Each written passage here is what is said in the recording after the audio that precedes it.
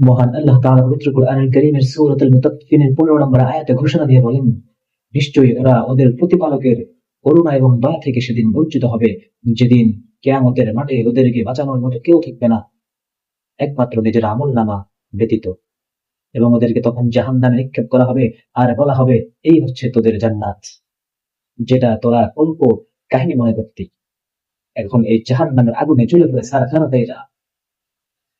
তাই আসুন, ইসলামকে বুঝি, ইসলামকে জানি, ইসলামকে মানি, আমল করার চেষ্টা করি, জীবনকে আলোকিত করি।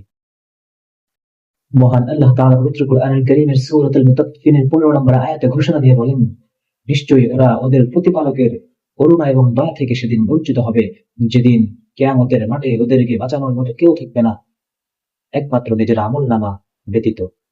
এবং ওদেরকে তখন জাহান্নামে নিক্ষেপ করা হবে, আর বলা হবে, এই হচ্ছে তোদের জান্নাত, যেটা তোরা অল্প কাহিনী মনে করতি। এখন এই জাহান্নামের আগুনে জ্বলে পুড়ে ছারখার হয়ে যা। তাই আসুন, ইসলামকে বুঝি, ইসলামকে জানি, ইসলামকে মানি, আমল করার চেষ্টা করি, জীবনকে আলোকিত করি।